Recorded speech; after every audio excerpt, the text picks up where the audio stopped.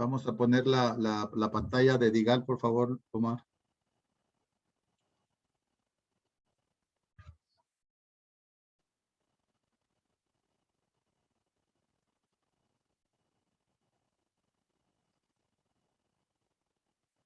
Okay.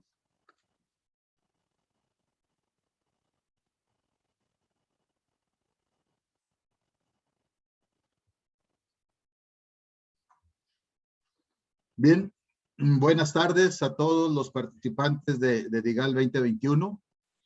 Es un honor para nosotros tener esta clausura hoy de DIGAL con dos conferencistas de talla internacional. Ustedes después de estas pláticas van a compartir la misma idea que yo comparto. Son grandes personas en dos áreas relacionadas con la nutrición del ganado lechero, pero un poquito diferente. Uno en forrajes, otro en suplementos energéticos como grasa.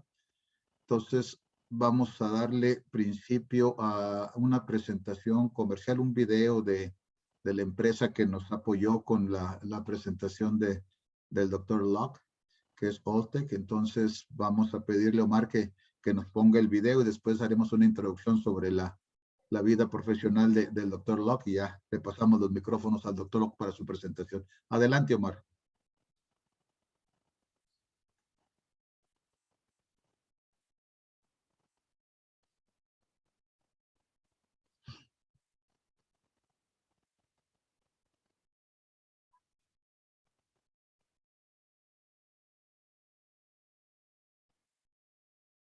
¿Listo, Omar? Ahí está.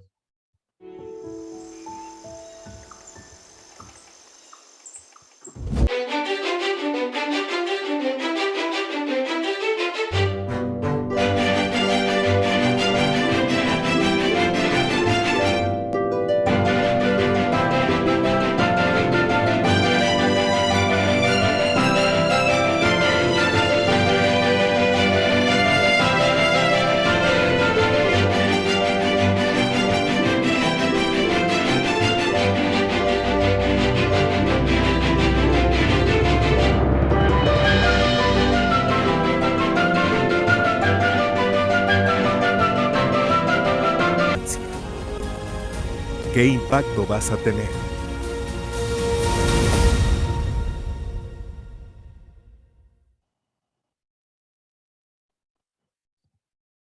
Bien, gracias, Omar. Entonces vamos a pasar a la primera presentación de las dos que tenemos hoy en el último día de DIGAL. Es para nosotros y para DIGAL en general un honor tener al doctor Adam Locke dando su plática sobre suplementos de grasas. El doctor Locke es egresado, hizo su licenciatura en la Universidad de Nottingham en Inglaterra. Ahí también terminó su doctorado en el 2001 y tuvo una residencia de 2 años haciendo un postdoctorado ahí mismo. En el 2003 al 2006 estuvo haciendo un postdoctorado en la Universidad de Cornell. Del 2009, desde 2006 al 2009 fue maestro en la Universidad de Vermont y desde el 2009 está como faculty en la Universidad Estatal de Michigan. El doctor Locke ha hecho demasiados trabajos en el área de lípidos, suplementación energética en el ganado lechero y es para DIGAL 2021 un gran honor tener aquí al doctor Locke con nosotros. Entonces, bienvenido, doctor Locke, y adelante con su ponencia. Gracias. Thank you very much, Roberto, for that introduction. Good afternoon, everyone. I hope everyone is safe and healthy and well. Sorry, I can't be there in person. This seems to be somewhat of the new normal right now, doing some of these talks like this. But I really appreciate the opportunity to speak at your meeting today, and hopefully it generates some interest and some discussion and some helpful thoughts for your on-farm work and supplementation strategies. So, as Roberto said, my research program is really focused on lipids and fatty acids in dairy cows. I've been at Michigan State here since 2009 now, got to work with a number of outstanding students and mentors here as well. So I'm going to show you some of that work here as we go through. And really, as a take home, I think this title is quite accurate here. You know, traditionally, we've just talked about fat supplements in the past. And what we've shown and others have shown now is really we need to move beyond just thinking of supplemental fat as energy. It can have different fatty acids that have a lot of other effects as well. And it's more than just energy now. And, we're going to show that as we go through here. Okay, so as we see here, so it's, you know, we talk about the calories. You know, for a long time now, we fed fat just for the calories, and we all know from chemistry at school that fatty acids contain a little over twice as much energy as carbohydrates and proteins. And obviously, when you add fat to the diet, you're going to increase the energy density of that diet. But as I said earlier on, we're really interested more and more now in these non-caloric effects as well. So this is really a nice summary cartoon of our research program here. We're interested in the effects that fatty acids have on digestion, metabolism, and nutrient use in dairy cattle. Excuse me. And when you think about dairy cow diets, wherever you are in the world, it's these 5 fatty acids make up the vast majority of all the fatty acids in dietary ingredients and in diets. So here we have palmitic acid, stearic acid, oleic, linoleic, and linolenic acid. You know, there are some other unique fatty acids in other feedstuffs, for example, those longer chain omega-3s in sort of fish and algae-based products. But for the most part, these 5 fatty acids are going to make up 90–95% of all dietary fat that you're going to find in a cow's diet. So we've been trying to better understand the effect that these fatty acids have in the rumen. That may be on biohydrogenation, risk of milk fat depression, and more so now on the effects that some of these fatty acids may have, for example, on fiber digestibility. We've done a lot of work at the role of different fatty acids on digestibility or absorption of dietary fat. Obviously, if you don't get these fatty acids absorbed, they're not going to be able to impact milk production, nutrient partitioning. And then obviously an important area is the role that these different fatty acids have on the yields of milk and milk components. And so we're going to talk about that as well. A newer area for us, and I think a really interesting and important one, particularly in that transition or in that fresh cow that we've been doing a lot more work on, particularly with my collaborator, Andreas Contreras, in our vet school here at Michigan State, is the role that these different fatty acids have on adipose tissue metabolism, nutrient partitioning between the mammary glands and adipose tissue as well. And then finally, there's the role different fatty acids, for example, may have on immune function or on reproduction. And there's a lot more work that needs doing in these areas as well. So I gave a similar seminar to this a couple of years ago, no, 2 years ago now, for Hordes dairymen, and just asked this question: why do you choose to feed fatty acid or fat supplements to lactating cows? For a number of years now, people would often just respond to maintain body weight, and I felt that we'd gone beyond that. So we just asked this very simple question. I like to get this out there for other people to think about as well. And interestingly, and I think importantly here, the most common answer here is why you choose to feed fat supplements to increase the yield of milk and milk components. You know, we've gone beyond just this reducing body weight loss. And I think some of this has been driven by some of these higher palmitic acid rich products coming in, as we talked about earlier, and also the recognition of the role that fatty acids have. Of course, the second most common answer as an academic I particularly like, because it does depend. I think it depends on what your goal of feeding a fat supplement has. And is it in a fresh cow, or is it in a later lactation, or is it in a high producing cow? And I think, as our data will show here, that some of these different fatty acids have different effects depending at when we're talking about feeding them. So where is supplemental fat feeding today? It can get a little bit overwhelming, I think. I don't specifically know about your market there in Mexico, and I apologize, I should have asked a little bit more about that. But here in the US, for example, there's so many different fat supplements out there now, and these are just some of the common ones I just picked out here, and I'm not particularly talking about any trade names here, but it is complicated. You know, not a week goes by where someone might ask me, oh, how do you know this product or that product? And really what I want to know is, I'm not interested per se in the specific product, is what's the fatty acids in it. Okay, that's going to be the most important thing here. But it is complicated, and I think the most simple take-home message I have from my talk today is this: a bag of fat is not just a bag of fat.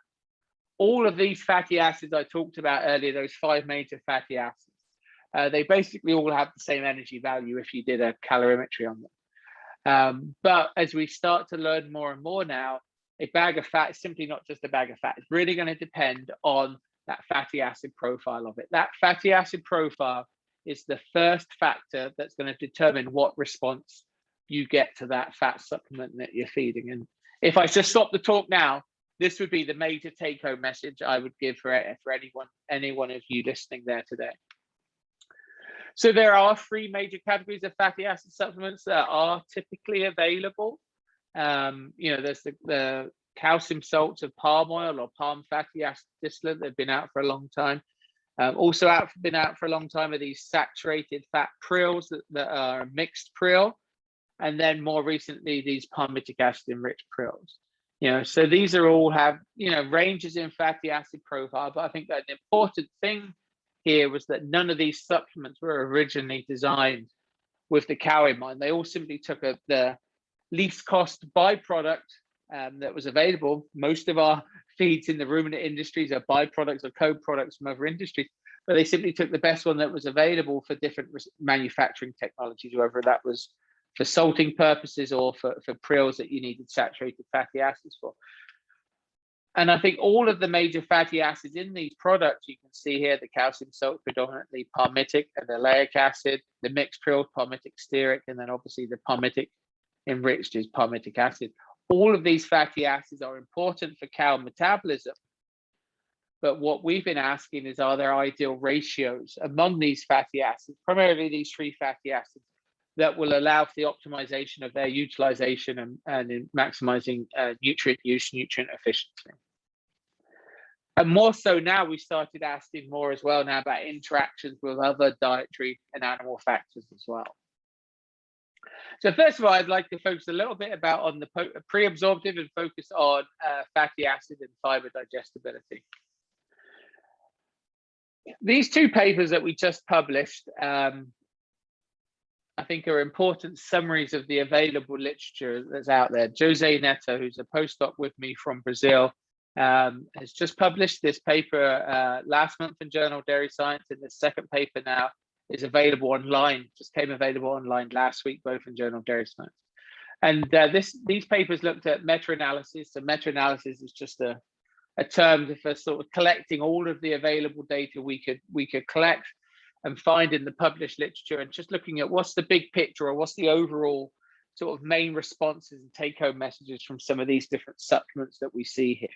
So we have calcium salts of palm oil here on the left. In the middle, we have the mixed saturated prils.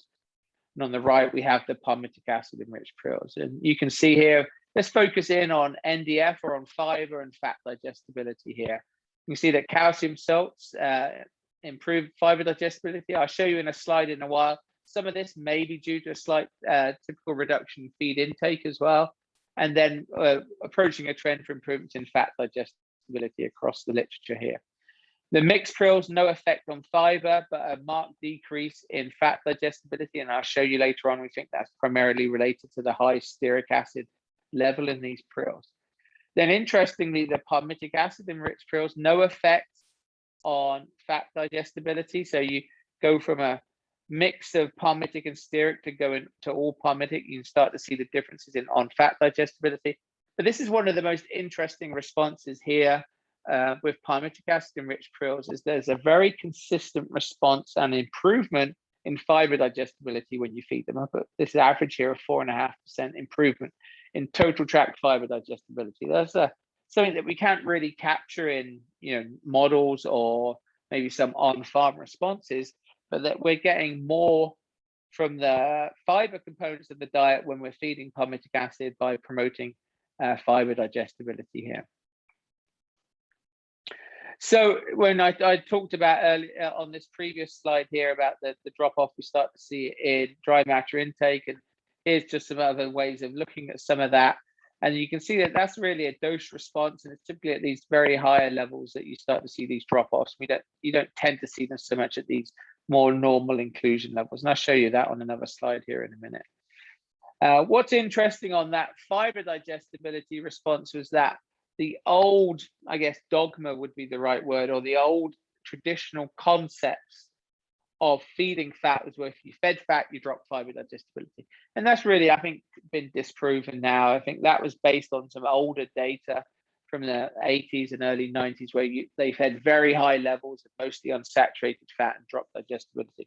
This is some work that Lou Armentano published a couple of years ago now from the University of Wisconsin across a wide range of different sort of fat supplement products here.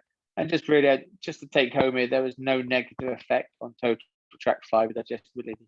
He didn't have the mixed prills here, so he didn't see that improvement that we've seen with our recent analysis here. And you can start to see some of these differences here in some of our data. You see a lot of work here from D'Souza et al. Jonas D'Souza did his PhD with me from Brazil. Here we look at, this is our first study where we first started to look at blending different fatty acids here, for taking commercial products and making blends of those to get the fatty acid profiles that we wanted, which I think is where we're going to go more and more in the future here. So in black here is our control diet with no supplemental fat, and these three here treatments contain 1.5% supplemental fatty acids, either with a high palmitic acid, a mix of palmitic stearic, or a mix of palmitic and oleic acid. You see we've got an improvement in NDF digestibility here and a drop off here and a slight improvement again here. So again, see, altering the same amount of fatty acids in the diet, by altering that profile, we're impacting fiber digestibility. And we see that in a more recent study by Maureen Weston from my lab here, where no effect with a palmitic stearic compared to the control diet, but the palmitic acid, we see a nice about a 4-unit improvement in NDF digestibility here. And we think that palmitic acid is improving NDF digestibility because there is some in vitro data showing that fiber digesting bacteria, those sort of butyrfibrio species that you hear about, these fiber digesting bacteria, actually may grow better in a higher palmitic acid environment. So if we supply more palmitic acid into that rumen, we may be stimulating those bacteria that like to digest fiber, and we're improving fiber digester that way. We're probably also, if we're improving fiber digestibility, maybe also having a beneficial effect on rumen pH as well. So I think this is a win-win situation. And our data set is at the point now where we have a strong linear relationship that as you drive more palmitic acid intake into the cow, you get a linear improvement in total tract fiber digestibility.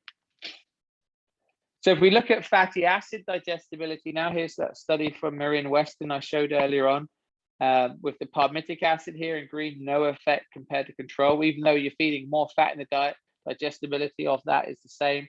But when we come in with that palmitic stearic, we drop digestibility. What we did in this study was that we did bomb calorimetry and actually were able to measure and determine digestible energy intake of these cows. So as you'd imagine with that palmitic acid enriched prill, high levels of palmitic in the diet, more of that fatty acids are being absorbed, so we get higher digestible energy intake. But here, even though we feed a more energy dense diet because we have supplemental fat in there, because digestibility was low, actual digestible energy intake is not different. So just because you feed a fat supplement in the diet doesn't necessarily mean the cow's going to see a benefit of it. She's not necessarily going to absorb those fatty acids. So it's very important, I think, to keep in mind there. And then one other comment around palmitic acid enriched studies here. Just going to sort of quickly say here is that they're not all created equal in terms of digestibility. And where I would really recommend when you're looking at palmitic acid enriched supplements is look at also what's the level of oleic acid in them. I'd like to have, you'd want at least 7, 8, 10% oleic acid in those products. That's when you're going to have the best effects on digestibility here. Just one example here, one of our very early works, Paola Piantoni here, when we had a pure palmitic acid prill, so it's 99% palmitic acid, that's the one time we saw a really poor digestibility. With traditional calcium palmitic acid enriched prill, you do see a slight drop off in digestibility, but it's not great, it's not huge. But when we have that slight and higher level of oleic, most prills typically maybe 5, 6, 7% oleic acid. When we get 10% in them, and this is either by buying a prill that has 10% oleic, or we've added in, made a blend with this, we can maintain fatty acid digestibility. So just keep in mind that we're not just focused on the palmitic acid in these, but I also keep in mind the oleic acid as well. And you can see this overall effect here again nicely. So here's our palmitic acid enriched prill compared to control, no differences in digestibility. That drop off as you would expect with the palmitic stearic. And then actually interesting, when we came in with that higher oleic prill, I already mentioned the importance of oleic on the last slide, but even coming in with higher again oleic, we actually improve fatty acid digestibility compared to control, even though we're feeding more fat in the diet. So that's something interesting to think about. And this study here now by Crystal Prom, who finished a PhD last year with me, just available online now in Journal of Dairy Science, shows the importance of oleic acid. In this study, we actually infused into the abomasum. So we bypassed the rumen by putting an infusion line into the abomasum. Even just as low as 20 grams a day of additional oleic acid, reaching that small intestine can have a nice improvement in fatty acid digestibility. So this was our first study where we showed a direct effect of oleic acid here in the small intestine. And we think the oleic acid here is helping with emulsification, micelle formation in the small intestine. That's helping the overall absorption of all fatty acids, particularly saturated fatty acids in the small intestine. And we showed this here now, again, some work from Crystal, published earlier this year, where we made fatty acid blends here now. These numbers 50, 10, 40, 20, 30, 30 refers to the proportion of stearic acid to oleic acid. So 50% stearic, 10% oleic, all the way to 30 stearic, 30 oleic. So you can see here with a traditional sort of saturated mixed prill, where about half of it is stearic acid, a big drop off in digestibility. But if we start to slowly replace some of that stearic and add in oleic acid, we start to see some improvements back in to digestibility, such that this 30-30 blend here, about the same as the non-added fat control. So oleic acid here is really important from a beneficial effect. Stearic acid in these prills can have a dramatic negative effect on digestibility. Again, we showed this here in another recent study. Alicia Birch, who's doing a PhD with me now, this was some of her master's work. When we had a palmitic stearic blend, dropped digestibility. When we took out that stearic, added in the same amount of oleic, we rescue or improve digestibility here. So that's on the digestibility there on fiber and fatty acid digestibility. And I think that leads nicely in now some of the effects here we see on dietary fat of dietary fatty acids on milk production and energy partitioning. So I come back to these two recently published meta-analyses. Remember, these meta-analyses are just summaries of data sets that are available here. And we're looking here now again, here we're looking at feed intake in black, milk production, and then fat corrected and energy corrected milk here in red, green, and blue respectively. So for our calcium salts, as I alluded to earlier on, across this literature, about half a kilo drop in intake, okay? But even though you saw that drop off in intake, you see some nice improvements in milk yield, energy corrected milk, and fat corrected milk yield, sorry. For mixed prills, no effect on intake, and you see an improvement in milk yield, but no effect on fat or energy corrected milk. With the palmitic enriched prills, no effect on intake. This is important. Some people have the impression or wrong impression that when you feed palmitic acid, you drop intake. And as you can see here, there's absolutely no evidence of that across the available literature. You get a nice improvement in yields of milk, fat corrected milk, and energy corrected milk. So 2 kilos, so just nearly 4.5 pounds improvement across the literature in energy corrected milk. And as I'm sure many of you are aware, much of this, as I show in later slides, is being driven by the effects that palmitic acid in the mammary gland has on milk fat yield and driving more milk fat yield. And that's what's driving some of this. You can see also across the data, we are having some improvements in overall fluid milk yield as well. And again, our data set is extensive in this area, and we need to update this now as well. But there are a very strong relationship that as you drive palmitic acid intake, as you increase palmitic acid intake in dairy cows, we get overall improvements in milk fat yield. No, and it looks like to me right now that it's a linear effect. So if we get more palmitic acid intake into the cow, we should be driving more milk fat yield. Palmitic acid, we think, has a sort of a very unique role in milk fat. Obviously, it's the major fatty acid in milk, and it can come from both being made from acetate de novo in the mammary gland, and it can also come from dietary sources such as palmitic acid enriched pills. But palmitic acid is what stimulates triglyceride synthesis in the mammary gland. So milk fat is 99% triglycerides. So if you provide more palmitic acid to make more palmitic acid available to the mammary gland, we think we start to stimulate more triglycerides, which ultimately then makes more milk fat. This is one of our studies that Jonas published a few years ago, and I show you this one. It was our longest study we've done. It was for 10 weeks or 70 days, and we actually ran this one in the summer months in Michigan here. And you wouldn't think of that if you looked at our window in the 4 or 5 inches of rain we've had the last 2 days. But the summer months here can get very hot, very humid. Actually, this is a study where we've probably seen the highest production response. So we simply took here in green a commercially available palmitic acid enriched krill and fed this pretty much through July and August, the months of July and August and early September here. You can see that after that first week, we got sustained improvements in energy corrected milk as you went through that season. And that's primarily driven by improvements in fat yield. And actually in this study, a trend for improvements in protein yield. No effects on body weight. That's important. These cows are still gaining body weight in this study, but it's not different between the treatments. And you can see here actually got a nice improvement in fluid milk, and these improvements also drove with the fat in the diet. We got more feed intake as well. So I put this one particularly in here because this was run through some of our very hottest climates we have here in Michigan. And we saw nice sustained improvements in energy corrected milk. What else was interesting in this study is that we had both heifers, so first lactation cows, and multiparous cows in this study.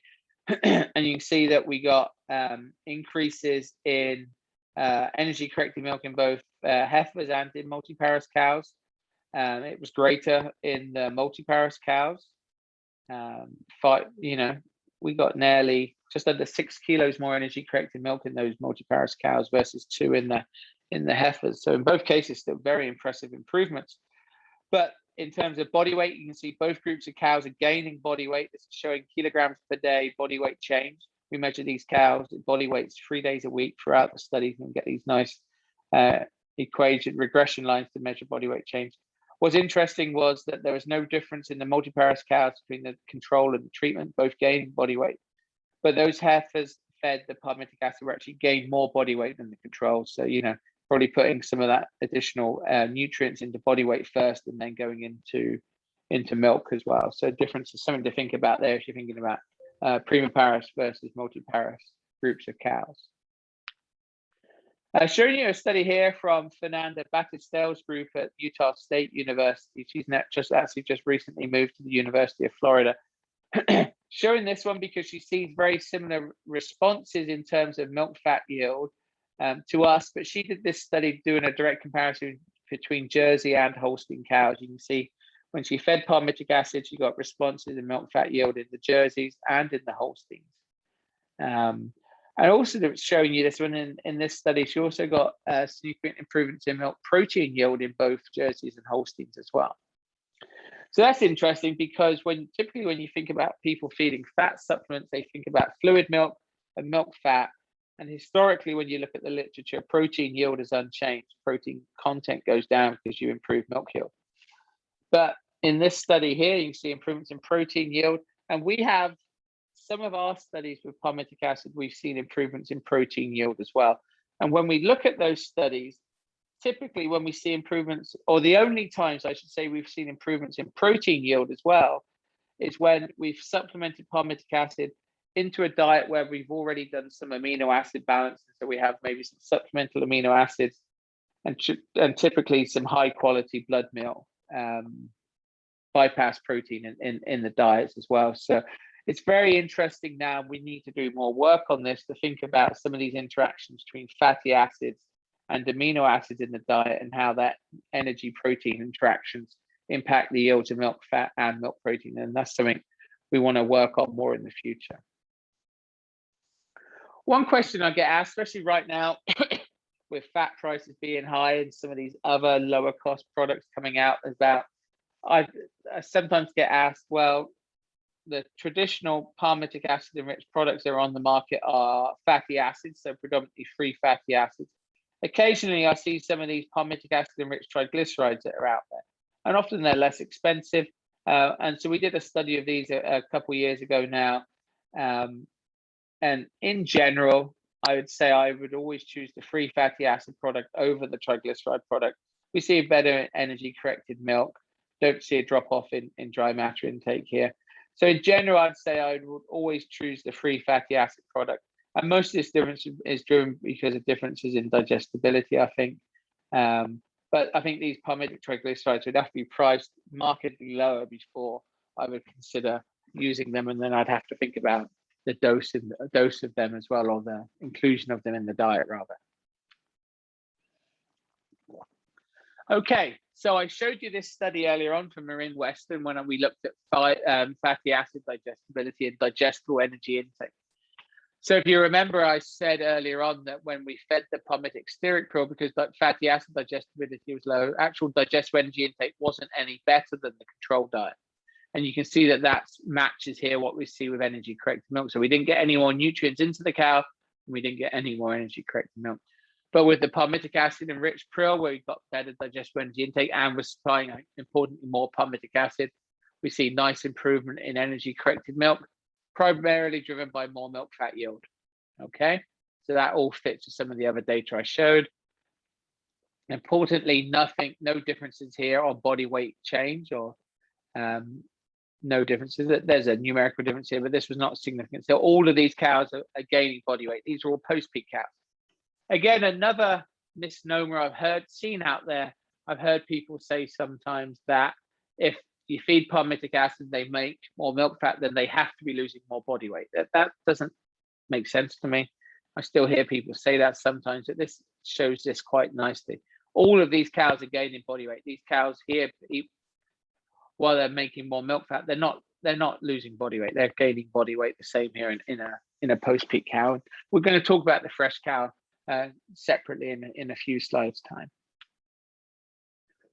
So I'll come back to this other blend study that Jonas did, just in terms of it matching the data. So we feed the, first of all, you see that all three of these fatty acid blends that we have here all improved energy corrected milk. So that's good.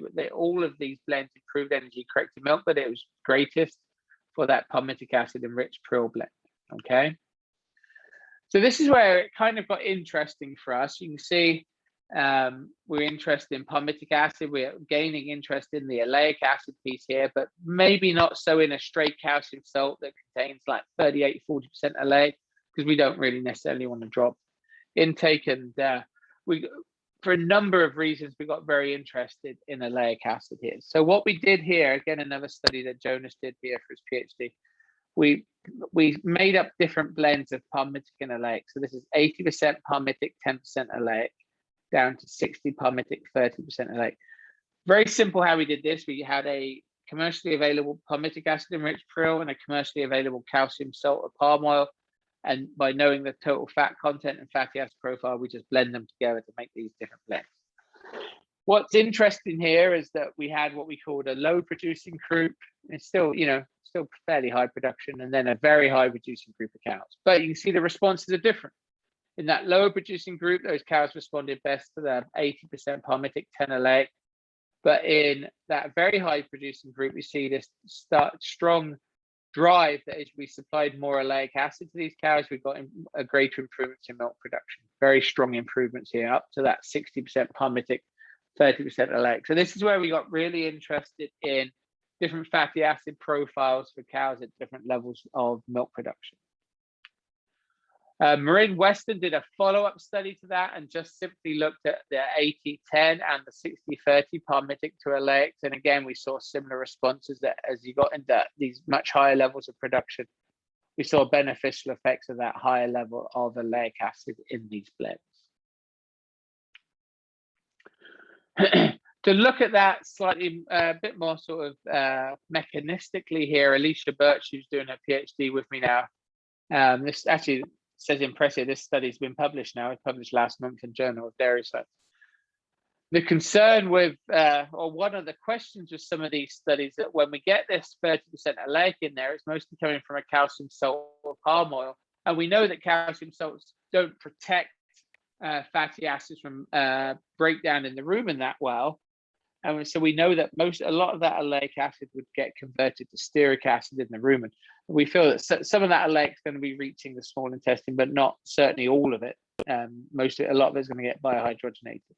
So some of the responses we see here, and particularly here as well, the question was that really due to oleic acid, or was it due to stearic acid that's being produced in the rumen from that oleic acid?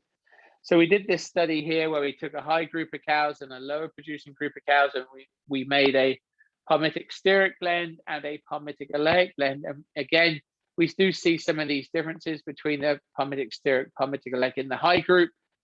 So it makes me feel very confident that we are seeing specific effects of oleic acid, of those low amounts of oleic acid that's reaching the small intestine can have some impacts on production. If you remember, I talked earlier on about digestibility, that even supplying just 20 grams of oleic acid post-ruminally can have some big benefits there. So I don't feel that we need hundreds of grams of some of these fatty acids to be supplied to the cow, just a lower amounts of some of these fatty acids. Excuse me. Now, in that lower group of cows, we got the best response to the palmitic stearic blend, which has intrigued us because a lot of our data previously is where we had the higher levels of palmitic acid, lower stearic, we got the better responses. And here this is 60% palmitic, 30% stearic. So it did, as any good study, I guess, does, it answers some questions, but it brings up even more questions. So the one question we really wanted to follow up with this is with this, 90-pound and below a cow, what effects do we see when we play around with the palmitic and stearic ratio, because we haven't done that yet. And that was the study that Alicia just presented this summer, shown here.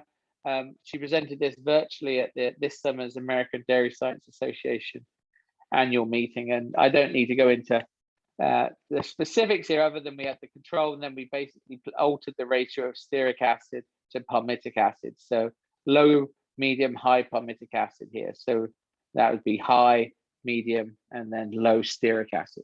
And as you can see here, all three of our fat blends improved fat-corrected milk and energy-corrected milk, but there was a linear effect in both fat-corrected and energy-corrected milk, that as you increase the palmitic acid and, of course, decrease the stearic acid, we get better effects. So this is basically 80% palmitic acid blend here. So in general here, when we're talking about these saturated prills, I would steer towards the higher palmitic and the lower stearic acids, and then make sure we have that nice amount of oleic acid in there as well. Another thing to think about here, we talk about supplemental fats and fat blends in terms of some of these commercial products. And we have done some work here now, and shown one here from Eduardo. Rico did his master's with me. Not just on supplemental fats, but maybe altering the fat level of the basal diet as well. And just show you an example here where we basically had what we called a low fat and a high fat diet, and we just switched out the soy hulls and the cottonseed here, as you can see here. So in the cottonseed diet, we're supplying more dietary fatty acids. Of course, the higher level of dietary fat, we have to be concerned with milk fat depression. So it's important to make sure we have a good amount of effective fiber, and we don't have too much fermentable starch in the diet. But you can see here, when you supply more dietary fatty acids, we actually allow these cows to make more milk fat yield. So I think that's something to think about more in the future. I think we can maybe push overall fat levels in these diets more than what we have in the last number of years, I think. Alicia showed this in a ADSA abstract last year. I don't want to get into the specifics here, but as a main effect here, we looked at low fat versus high fat diets, and the high fat diet had a high level of whole cottonseed, and in the low fat we used cottonseed meal and cottonseed hulls. So basically the same diet with and without the actual oil from the cottonseed. And you can see we got about nearly 3 kilos higher levels of energy corrected milk in the high fat versus the low fat. So, you know, we're starting to think more around not just fat supplements in the diet, but other sources of fatty acids in the diet, such as oil seeds as well. And we have some interest now in higher oleic soybeans as well. It's one that we want to look at more in the future as well. So I've shown you this study a number of times now, our original blend study. Here I'm just showing body weight change, okay? All groups of cows here gaining body weight. These are all post-peak cows. No difference between these 3 groups here. But you can see with the palmitic and the oleic acid groups, those cows were gaining more body weight. So this is an interesting treatment to think about here. They ate a little bit less in this study of that higher oleic compared to control, but they gave more milk, energy-corrected milk, and they gained more body weight. So overall, you think about overall nutrient capture from that diet must be better if they're eating a bit less, making more milk, gaining more body weight. Something to think about there. And we saw that in our original palmitic and oleic acid blend study, showing the main effect of the treatments here, that as you increase the oleic acid, overall, we start to see improvements in body weight change as well. So this is just some unpublished data where if we look at energy partitioning, as you can imagine here, as you drive more palmitic acid in the diet, you partition more energy to milk, because primarily we drive more milk fat yield. But in post-peak cows, you have a nice relationship that as you drive oleic acid intake, you get more energy partitioning to body weight. Okay, so this got us interested in these palmitic and oleic acids in fresh cows, particularly. Obviously, as I showed earlier, in that sort of mid to late lactation cow, I wouldn't want too much oleic acid in there, because we want to maximize the beneficial effects of palmitic acid for milk fat. And we don't want the mid and late lactation cow to be gaining too much body weight as well. So typically in that mid-late lactation cow, I'm looking at those palmitic enriched prills, and in very high producing cows, and as I show you in a while, fresh cows, maybe looking at a different blend of palmitic and oleic acid. So this got us very interested in early lactation cows, so that fresh cow, first 3 weeks of lactation. You know, the traditional concepts of feeding fat back from the 80s and 90s was don't feed supplemental fat to fresh cows, because the cows are already in negative energy balance. They already have high levels of NEFA. So why would you feed fat? And frankly, I've never liked that concept. You know, when you look at some of that older data, it was all done with very high levels of fat supplemented in the diet, often with highly saturated stearic acid enriched saturates or tallow or soybean oil at very high levels, which we don't feed. So that really wanted us to come back and address that with some of our data we've had in established lactation, with some of our palmitic and oleic interests there as well.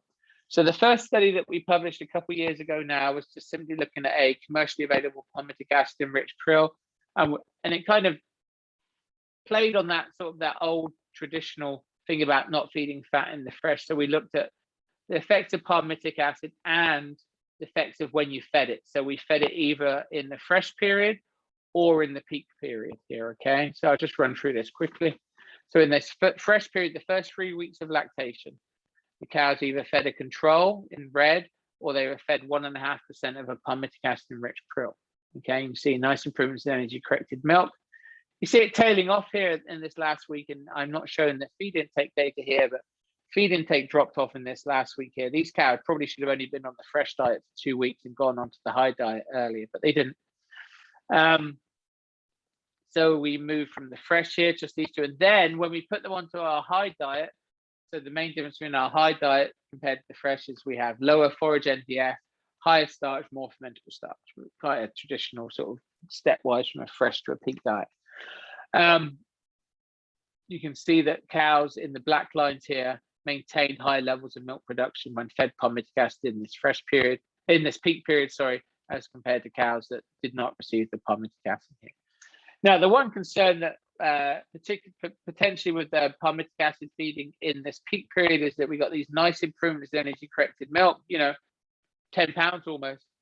But the cows did lose a bit more body weight. Now, they did lose most of that additional body weight in that last week there when we were limiting intake, I think, because we kept them on the fresh diet, but notwithstanding, they still lost more body weight, which is a potential concern and issue there. So that made us want to look more at our oleic acid story there, particularly around that partitioning that I was just talking about. And this is a study Jonas did that we just published earlier this year, where we started looking at the ratio of palmitic to oleic acid. First thing I want to show you is this, what we call our 80-10 blend, so 80% palmitic, 10% oleic acid.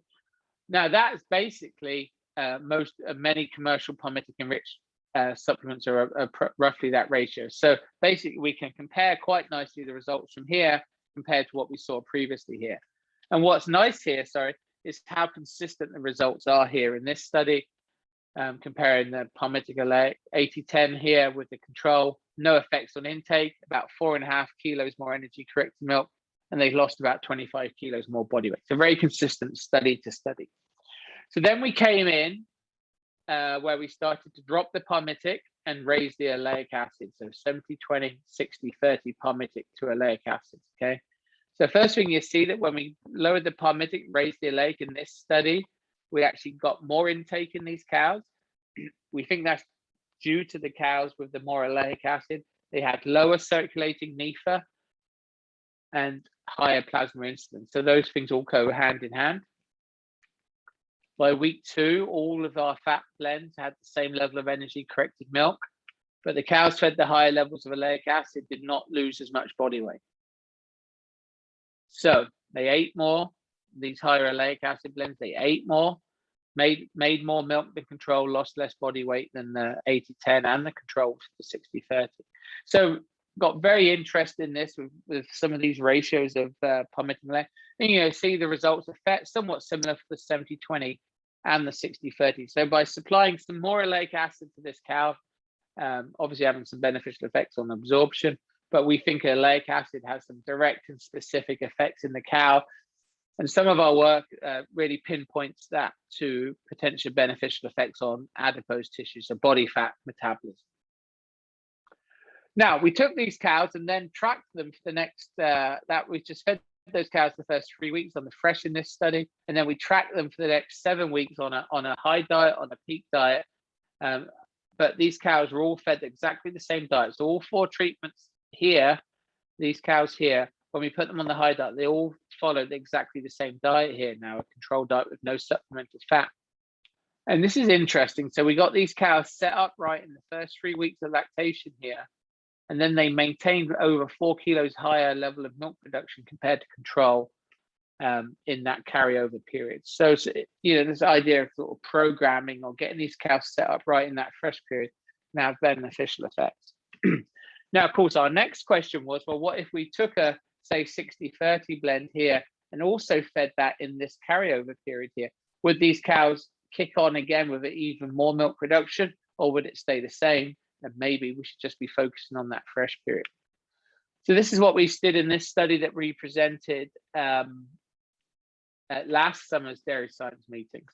And I don't want to go into too much specifics here. Basically, we had that's a typo, a 60-30 palmitic oleic calcium salt custom made for us. You can actually buy 60-30 blends of calcium salts now based off this work as a calcium salt with 60 palmitic 30 oleic. So we got nice improvements in the fresh period, similar to what we'd seen before. And really just the take home I want to tell you here is that as you continue to feed that calcium salt in that peak period, you see increases again in milk production. So the black and the red dashed lines here are cows that received this calcium salt, palmitic and oleic, either just in the fresh or just in the peak period. You can see they improve production compared to the cows that did never receive the product. But we get that increase again if you continue to feed it in this peak period as well. I probably made that more confusing than it needed to, but I guess my recommendation here would be I would take that palmitic and oleic acid blend here and feed it in both the fresh and the peak period here. And importantly here, we get these sustained improvements in energy corrected milk, and these cows are not losing any more body weight than the control cows, but we're getting these consistent improvements in energy corrected milk. And so I talked just come back here. I talked briefly about some of the work with Dr. Contreras' group, and this is some of the more mechanistic work we have where we just supplied 60 grams a day avomazole into some fresh cows here. And then he took adipose tissue from those cows and looked at what that adipose tissue was doing when we supplied more oleic acid to those cows.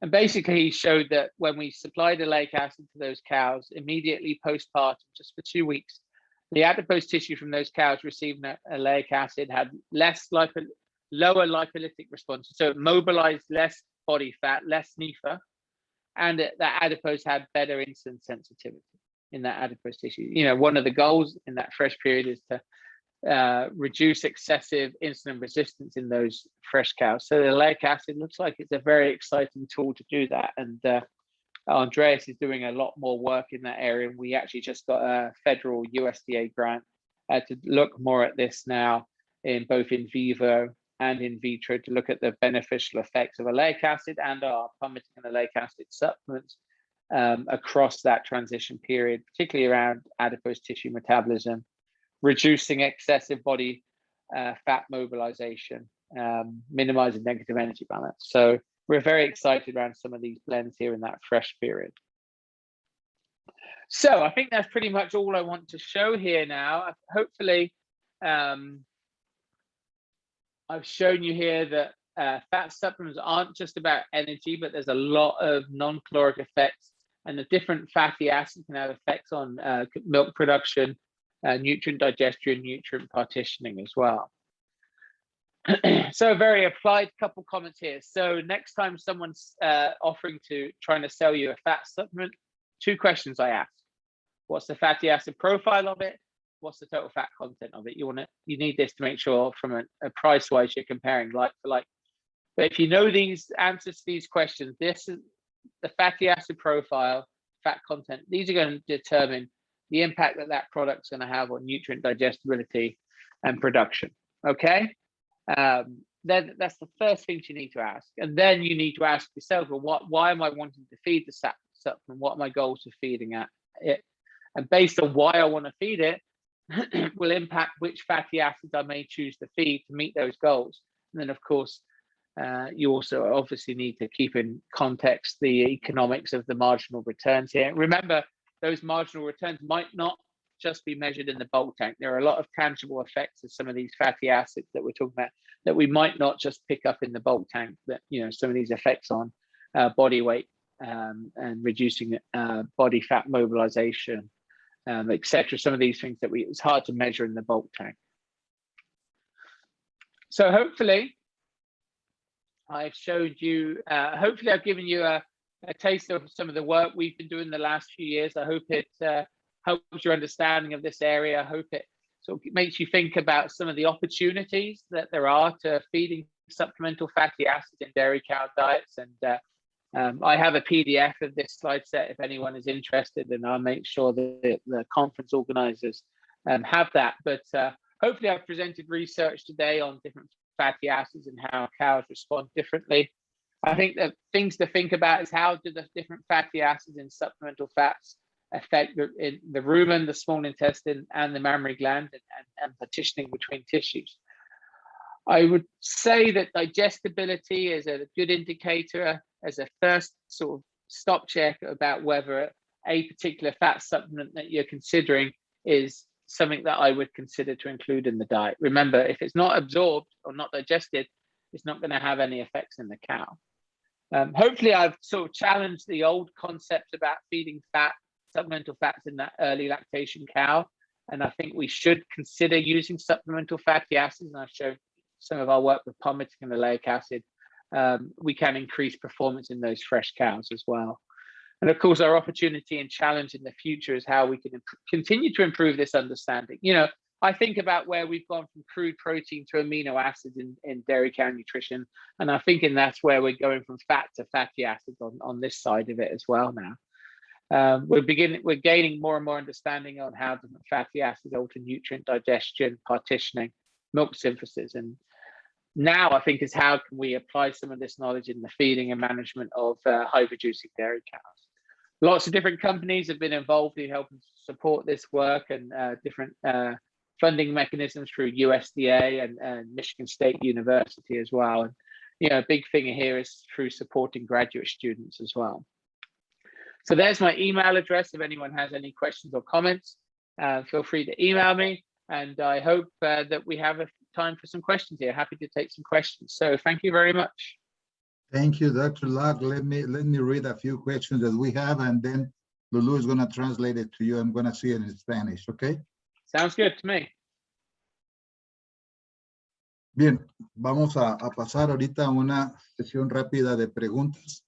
Tenemos aquí unas preguntas para el doctor Locke, que nuestra traductora Lulu se las va a traducir al doctor. Dice, para la vaca fresca, ¿qué recomendamos? ¿Un jabón calcio o una grasa fraccionada rica en palmítico?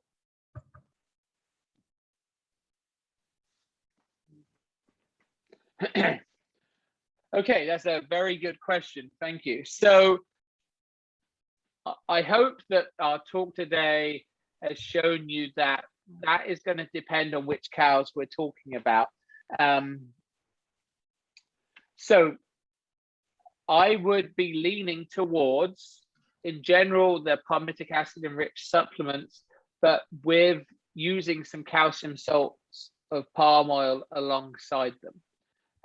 You know, there are some single supplements now that match some of our blends of interest. But I would, in a mid and late lactation cow, I would be using a straight palmitic acid enriched pre-fatty acid product. But in our fresh cows and in our very high producing cows, excuse me, I'd maybe be looking at using like that 60-30 or 70-20 ratio, which you can get by roughly around a 50-50 mix of a palmitic acid enriched prill and a calcium salt of palm oil. I think our data shows here at the moment, I would stay clear of stearic enriched products. And the main reason for that is that when we supplement stearic acid, we really struggle with digestibility.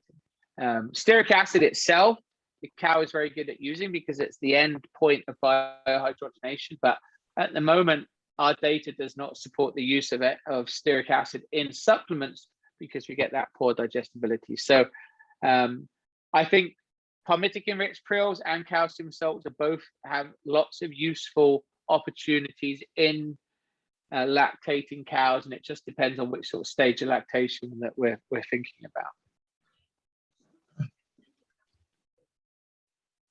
Bien, gracias. Una segunda pregunta. Hay varias preguntas que hablan del perfil, pero ya más o menos ya lo explicó en esta respuesta el doctor. La siguiente pregunta sería, ¿el uso de omega 3 y 6 en las raciones de reto y frescas me puede ocasionar depresión en la grasa de leche?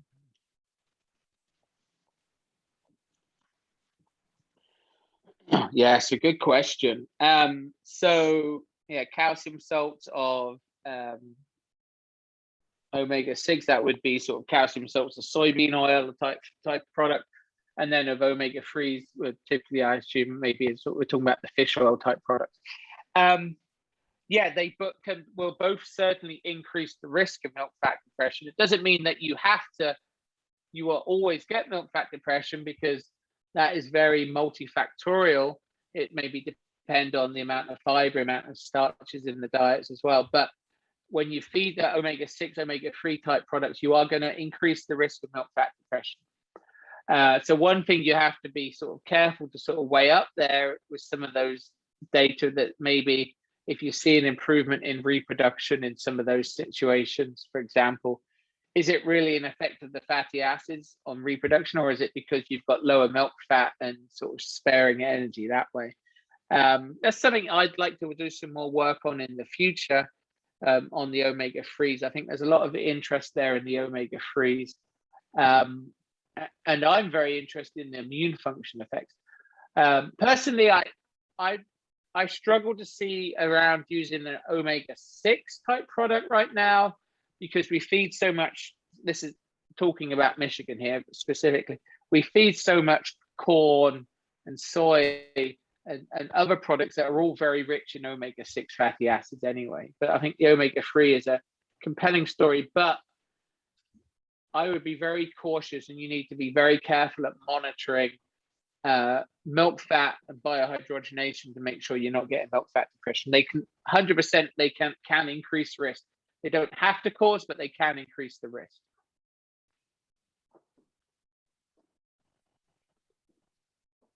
Bien, una tercera pregunta sería, ¿qué interacciones podemos tener con el beneficio de la partición del uso de la insulina en la recién parida con la proporción de ácido oleico y la suplementación con cromo?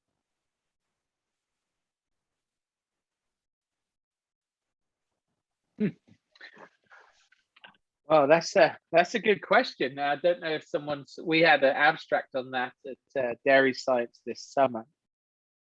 To some extent, it's slightly.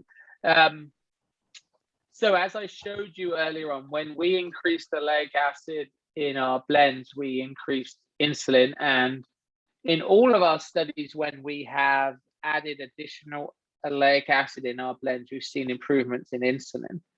And we think this, relates to that adipose tissue story. Maybe there is data in rodent models that shows that oleic acid actually can stimulate more insulin secretion from the pancreas. So that's interesting. In relation to chromium, obviously chromium, there's a lot of interest, and my colleague here, Mike Allen, at Michigan State, has done some interesting work about the benefits of chromium on production in fresh cows. Of course, I think chromium is supposed to improve, or has been shown to improve insulin sensitivity of tissues in some studies. So, you could argue maybe oleic acid has similar effects to chromium. I'm not sure I would necessarily say that per se, but some of the responses to both of them may be somewhat similar. We actually just did a study where we looked at a palmitic acid enriched supplement and its interaction with chromium, because we're interested in that weight loss that we saw with palmitic acid and whether chromium could help address that. Actually, we saw some very good effects of chromium in that study, where we drove more fluid yield and more milk protein yield. There's a very production focused study there. But it would be interesting now to come back and use our 60-30 blend, palmitic oleic and chromium, or with or without the both of them, and see that. But I'm rambling somewhat, but because I'm thinking out loud here somewhat, which can be dangerous. But I think the oleic acid piece here, maybe it can have some of the similar effects to what chromium can have, but maybe they can also augment or help each other there in some of those situations. But I think there's good data to support the use of both of them in that that transition cow. Good.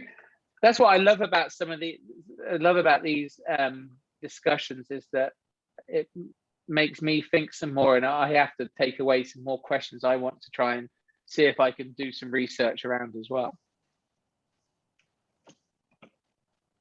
Bien, ya se nos acabó el tiempo, doctor. Le agradecemos mucho su participación y le pedimos que si puede permanecer hasta el final de la siguiente charla para cualquier duda extra que pudiera originarse, que tuviéramos tiempo para discutirlo, mucho se lo agradeceremos.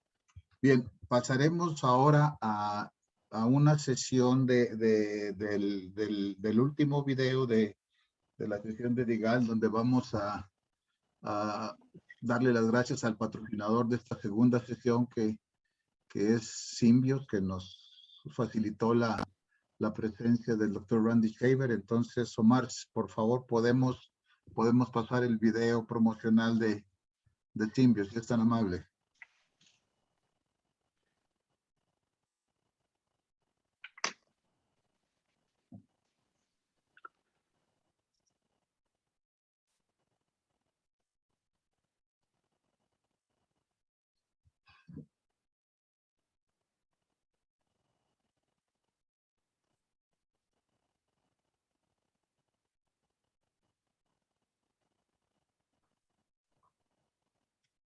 Randy, good afternoon.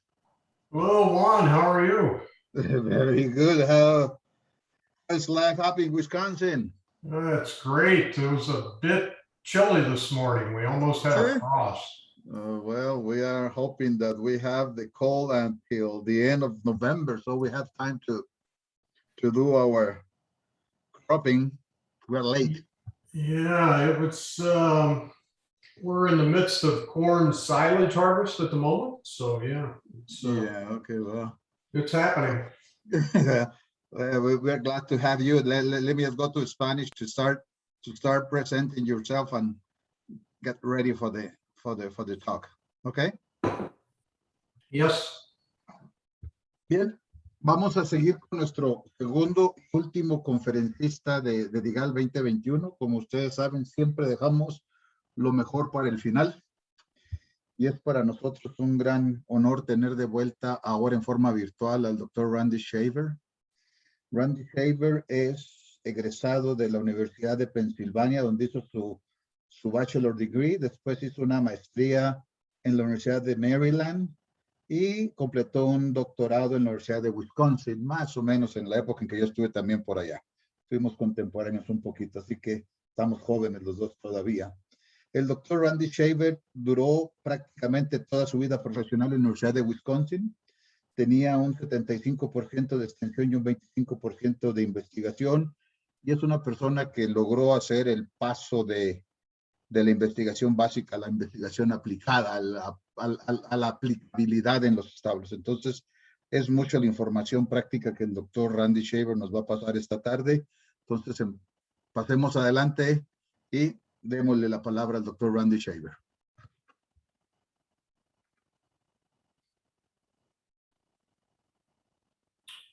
Okay, thank you, Dr. Vega. And I was just trying to recall, I think it's between 35 and 40 years that we were together here in Madison working on graduate degrees. And so it's good to catch up to you again this year and for this conference, which I've been to before, and it's a great conference. So what I'd like to focus on for my talk is related to forage quality, and the way I'll break it out is we'll talk a bit about high quality forage and what that is. We'll talk about how those high quality forages are produced in terms of harvest management practices, and we'll talk a bit about how they fit into the diet. And then also we'll start off by talking a bit about the importance of high quality forages from an economic standpoint to our dairy systems. So could I have the next slide, please? This slide is from a survey that we performed a number of years ago with our very top producing herds in Wisconsin. And what we tried to look at was the diet that they were feeding and how much production was coming from forage. And these herds were averaging approximately 45 kilos per cow per day. And we can see that of that total milk, roughly 60% was coming from forage, or 27 liters or 27 kilos per cow per day. So even in these very high production herds, the milk was being driven very heavily by high quality forages, not just from some supplements and concentrates that we feed. And then we often look at the contribution of milk from forage per ton of silage dry matter. And that's 3,000 pounds per ton for these herds, or approximately 1,363 liters per ton of forage dry matter. So forage quality was very significant and a very important part to the success of these dairies. Next slide, please. So it's not just about the contribution to milk production, but it's also the important contribution of nutrients from forages and how that can tend to minimize the supplements that we have to purchase for our dairy rations. And on this slide, as you might expect, most of our fiber is coming from forage. That's typically our primary source of fiber is our forage component. And approximately 75 to 85% of the fiber is coming from forage. Certainly you have fiber coming from byproduct feeds, but forage is the main contributor.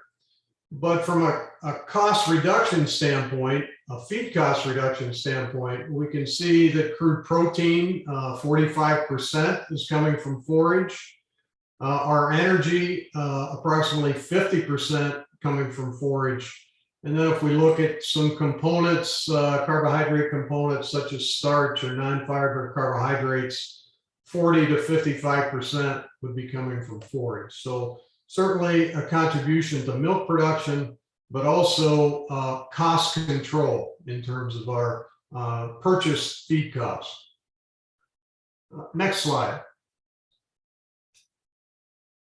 So to summarize that very quickly, the value of high quality forage accrues to dairy cows and dairy herds through greater revenues from milk, a reduced cost of purchased feed supplements, and then also greater feed efficiency. So amount of milk or energy corrected milk we can derive per unit of dry matter intake. So very important measure of efficiency. So when we look at quality forages, these are really the three main areas where we see added value from an economic standpoint. Next slide. So to look at that and kind of maybe put some data behind those conclusions, I made some assumptions and did some simulations from an economic standpoint. So on the subsequent slides, we'll talk about grain-containing silages, the acronym GCS, that'll be your corn, sorghum, or even small grain silages, where we allow the grain to form. Our hay crop silages, so alfalfa, grass, or mixtures of the two. I use an assumption of 50% of the diet dry matter is forage. Of that forage, 2/3 was grain containing and 1/3 was hay crops. So for example, 2/3 of the forage would have been corn silage, or 1/3 of the forage being alfalfa silage. Dry matter intake assumption was 25 kilos per cow per day.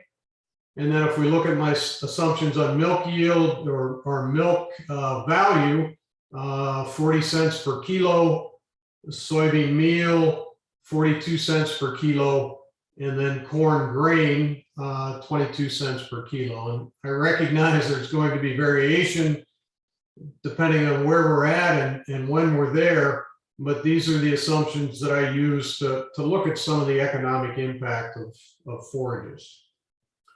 Next slide, please. So on this table, the first set of rows here would be the grain-containing silages, followed by the hay crop silages, and then finally the bottom row would be both grain and hay crop silages. For the grain-containing silages, I looked at that in the second column relative to starch concentration or starch digestibility. For the hay crop silage, I looked at that in terms of NDF concentration and protein concentration. And then finally, for the combination, I was focused on NDFD or NDF digestibility. And you can see the changes that I made in terms of percentage units. So starch, for example, for corn silage, 35 versus 30. Digestibility, 85 versus 80.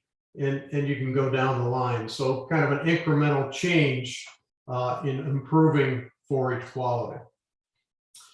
In terms of the impact on the diet, I looked at it in that third column, either in reducing the amount of corn or soybean meal that needed to be fed, or I looked at it in terms of a production response, a milk yield impact in that fourth column. And you can see some of the differences up to a kilo of corn And then in terms of a milk production difference, kind of the greatest difference was a response of 3 kilos of milk related to fiber digestibility. And you also see if we impacted both intake and production, I did factor that into the economic calculation. So if intake was increased by lower fiber or higher fiber digestibility, I discounted that economic value in terms of increased milk. And if we look at that final column, this would be the impact per cow per day.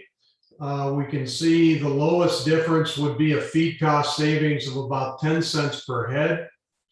And we can see the greatest value would be a milk response that approached 80 cents per cow per day. And so if we look at it on a per cow per day basis, I think you can see the potential for some major economic impact, either through reducing diet costs or improving milk production.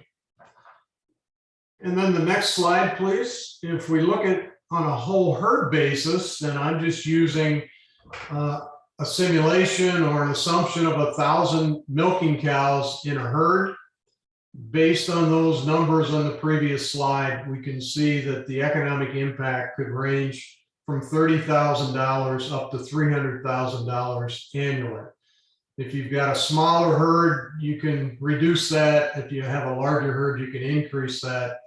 But certainly you can see that what we're going to talk about for the remainder of the talk in terms of chopping or harvesting at the right maturity, processing silage, those factors that you employ on the dairy do have a significant impact, either through changing the diet cost, improving milk output, or improving efficiency. Okay, next slide.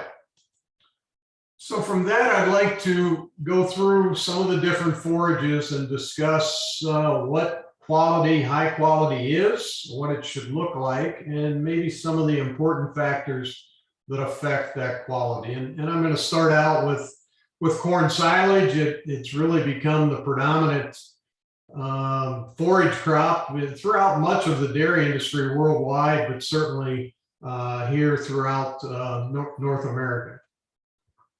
Next slide, please. And just a nice schematic that I often use to start the presentation, and it kind of resets us or sets us to start out that when we're talking corn silage or any of these grain containing silage, they truly are a mixture of grain and forage, or grain and stover. And you can see that high quality corn silage of that whole plant material, roughly 45% may be in the form of that yellow fraction or grain, and 55% in that green fraction, or what we call the stover.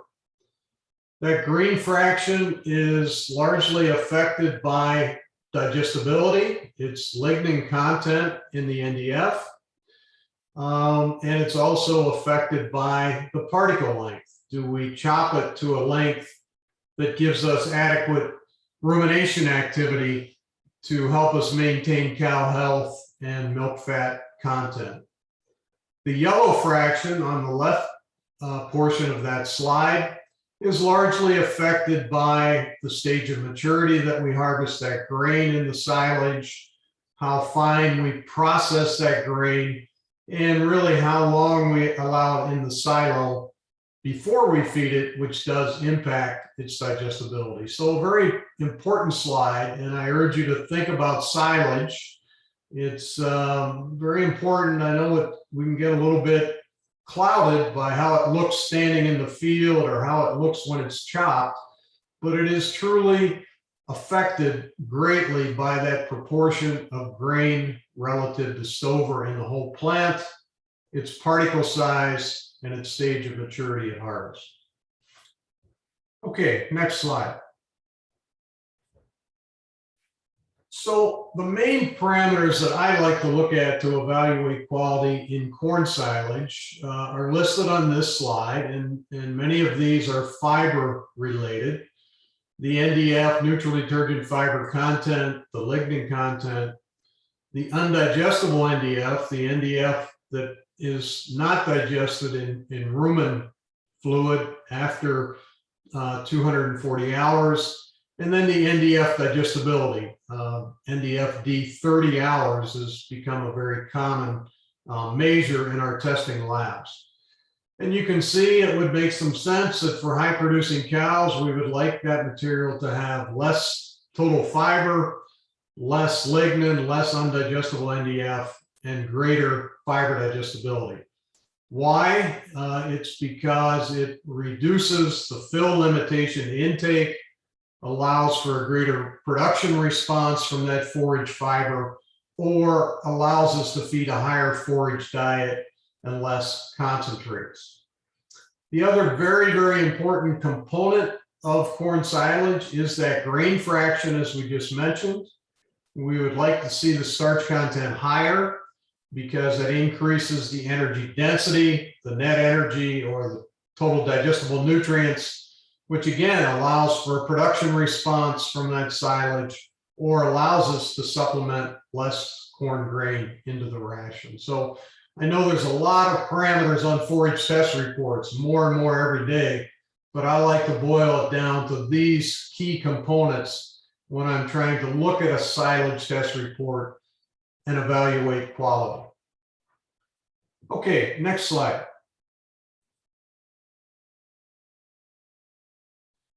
So this looks at those parameters in terms of what we might expect of a high quality corn silage.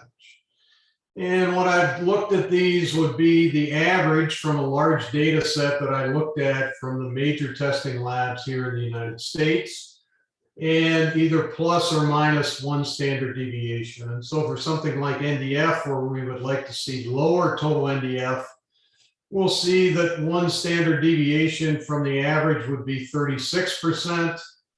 If we come down to something like NDF digestibility, we would like that to be better than average. We'll see one standard deviation is 60%. And for something like starch, our average is typically 32%. And if we go up one standard deviation, we're up to 39%. So this gives you some of those parameters, what we tend to see in our testing labs here in the United States, and kind of how I would view high quality in terms of looking at plus or minus one standard deviation on those very important nutrients. Okay, next slide, please. So in terms of our measures in the lab, which really allows us to consider the concentration of grain versus stover, really it's starch versus NDF, because starch is coming from the grain, the NDF is coming primarily from that stover fraction, and those two are very related. They're inversely related. So as we have more grain yield and a greater starch concentration, we generally or typically will have a lower NDF concentration. The hybrid impacts that, so a higher grain yielding hybrid will certainly impact starch concentration, but what we actually measure from our silos is very much uncontrolled, because that ratio of grain relative to stover in the whole plant varies tremendously depending on the growing conditions, such as do we have a drought in some parts of the United States this year, the Dakotas and others. We had very severe drought conditions, very low concentrations of grain, and our starch concentrations are very low. So that certainly does contribute to the variation in starch content. The timing of harvest. If we harvest very early, before that grain is mature, we tend to lower starch. If we harvest very mature, we tend to increase grain yield or the maturity of that kernel and increase starch concentration. And then finally, the height of cutting. Do we cut 15 centimeters off the ground or 45? And that certainly impacts the starch, the NDF ratio, because we're leaving some of that fiber or stock in the field. And you can see this is a very variable component. If we look at the normal range in our testing labs, just one standard deviation from the mean, it's from 25 up to 39%. And NDF will also vary in that order of magnitude around that average of 36%. So starch and NDF, very important in terms of our analyses and very important in terms of what we put into the formulation packages and how we set out to balance the ration. Okay, next slide. NDF digestibility is largely influenced by the concentration of lignin relative to total NDF, or the lignification. And certainly there's some great research from a number of institutions pioneered by Michigan State and Dr. Mike Allen, which really showed that our low lignin hybrids increase fiber digestibility, which allows for greater intake and greater milk production. And if we look at the summaries from here at the University of Wisconsin over many years, we do see a very significant biological increase in fiber digestibility, approaching 10 percentage units, consistently greater milk per ton, but there are some economic, or not economic, but agronomic challenges that affect starch concentration, grain yield, and total dry matter yield. And so that's been a bit of the trade-off between yield versus production when we look at some of these low lignin type hybrids, but certainly whether it's a brown midrib sorghum or a brown midrib silage, we tend to see those improvements in fiber digestibility and improvements in milk yield. If we look at other hybrids where they're more conventional, we don't have kind of the brown midrib mutant introduced, the progress in fiber digestibility is much slower to be evolved, but we do see testing for lignin, testing for NDF digestibility, and a focus on improving fiber digestion in our silages. Okay, next slide. A major factor that I think we need to be aware of as we look at forage quality, and that's really the environmental effects and what we call the genetic by environment interaction. And this is a very busy slide, but I put boxes around the two of importance for my talk today. The box with starch concentration, and then a box with the NDF digestibility at 30 hours. And we've got a blue line would be conventional hybrids, and the reddish line would be the brown midrib type hybrids. And we can see for starch concentration, a major year effect between 2014 and 2019, with a lot of variation in starch concentration, from about 29% up to a high of over 34%, approaching 35 to 36% starch. And you see that that affects both the BMR as well as the conventional. If you come over to the NDFD 30 hours, you'll see a major benefit of the BMR over the conventional. You'll see that there's not much variation due to year for the BMR, and a lot of variation for the conventional. So this is just an example and something you need to be very aware of as you go to different soil types and different years. A major interaction that we see between environmental conditions that we're growing the crop under and the type of hybrids that we're attempting to grow. If we can move to the next slide, just one other environmental effect that I put up that's kind of an area that's been heavily researched and certainly discussed in applied settings is our planting density. And if we look at these are expressed times 1,000, so it varies from 20,000 plants up to 40 or up to 50,000 plants per acre. And we can see if we focus really on forage yield, in vitro NDF digestibility, and then also starch concentration, the ones with the boxes around. You'll see that increasing planting density, whether it's the BMR in the green, or the BMR in the yellow, or the conventional in the green, increasing planting density does increase yield per acre. And that's really one of the driving forces in planting roughly 34 to 35,000 plants per acre here in many parts of the Midwest. If we go to fiber digestibility, we can see from the BMR, there's not much adverse effect of increasing planting density, but in our normal hybrids, we see a reduction. So as we go to higher planting densities, we do see a modest, but certainly an adverse effect of planting density on fiber digestibility. If we go to starch concentration, the corn that's really focused on grain yield is very much flat. The green, not much change in starch concentration with higher planting density, but for the BMR, you apply that extra stress and we'll see that the starch concentration is declining as we go to higher plant populations.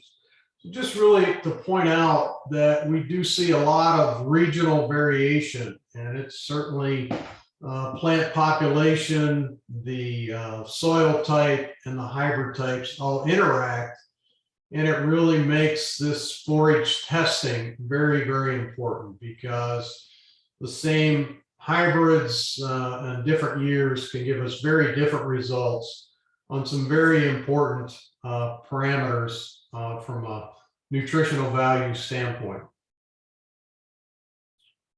Okay, next slide, please.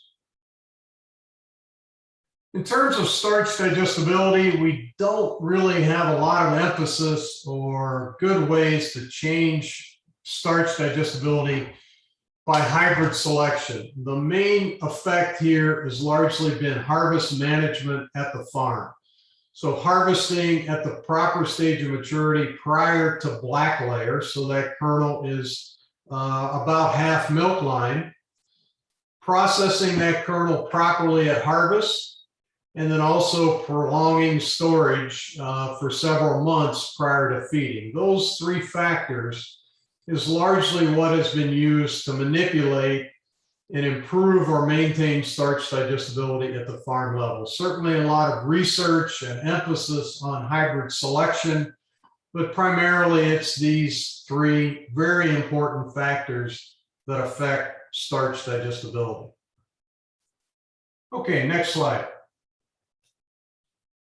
So let's look at those, and these are certainly in practice here in Wisconsin at this time. We're in the midst of harvest, finished here in many parts of southern Wisconsin, but in progress as we head north in the state. So next slide. If we take a look at the milk line, we, as I mentioned, like to harvest prior to black layer, and generally we're looking at a harvest at a half milk line stage. And this is when that top portion of that kernel at the very end would be more doughy.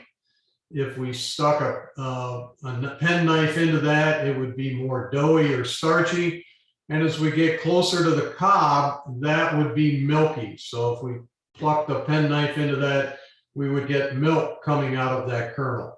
As we go to greater and greater maturity and that whole kernel is more doughy or starchy, that's when we start to lose digestibility. So this harvest timing is very important.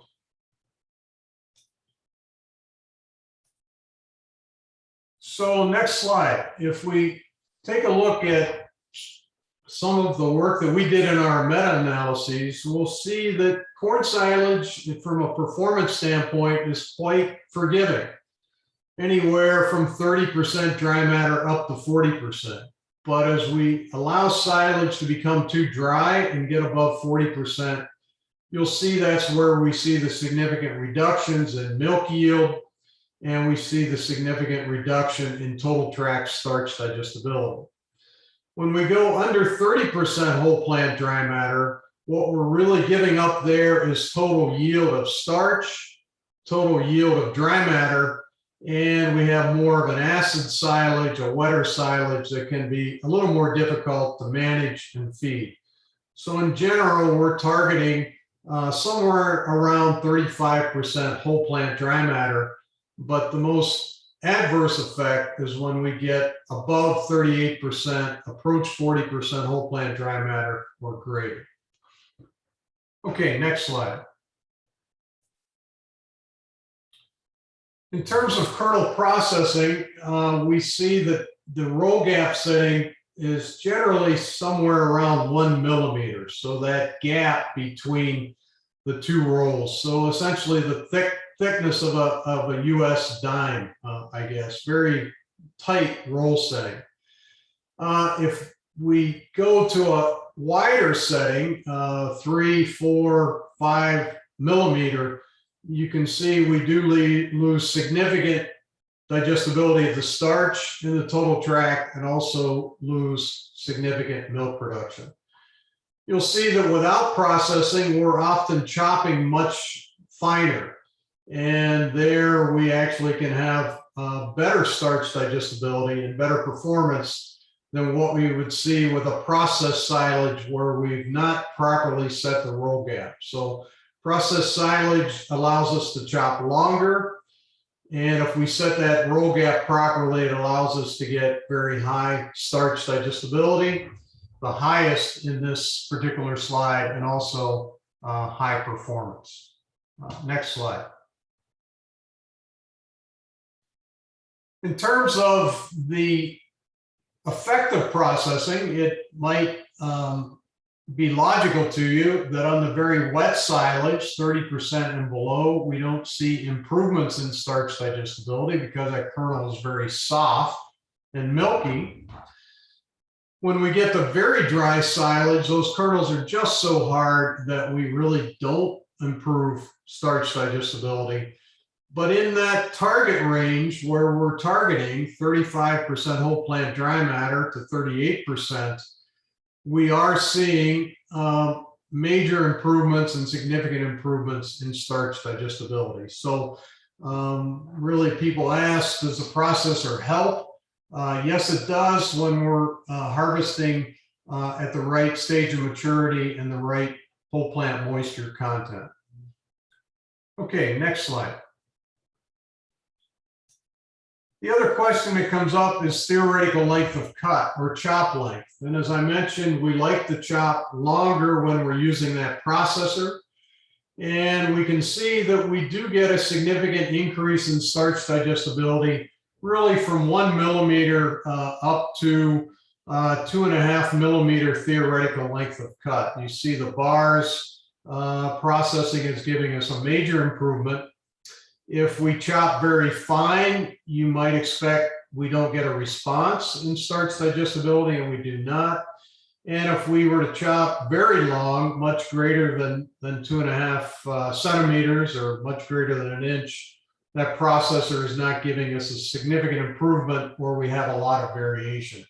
So much like dry matter, if we're hitting the right dry matter content and also hitting the right chop length, we do see benefits of processing corn silage. Okay, next slide. So in terms of the settings on those choppers, with a conventional type processor, where the speed differential between the two rolls is approximately 20%, we're looking at up to a 22 millimeter theoretical length of cut, and the roll gap spacing at 1 to 2 millimeter. If we look at our contemporary processors, these would be the processors that have been on choppers maybe for the past 5 years or a bit longer, more of the shredlage type processor. There we have a greater speed differential between the rolls, up to 50%, which is more of an aggressive process. and we can get up to that 25 to 26 millimeter theoretical length of cut. And again, we're setting somewhere in that 1 to 2 or 1 to 3 millimeter roll gap spacing. So we're looking somewhere 22 to 26 millimeter theoretical length of cut, depending on the type of chopper and the type of processor that we're working with. And this is very important, as we saw in that earlier slide, to maintain that roll gap tight enough that we get good processing and good starch digestibility. Okay, next slide. One thing that I think is very important that we utilize if we have it on the chopper is the ability to adjust the theoretical length of cut depending on the whole plant moisture or dry matter content.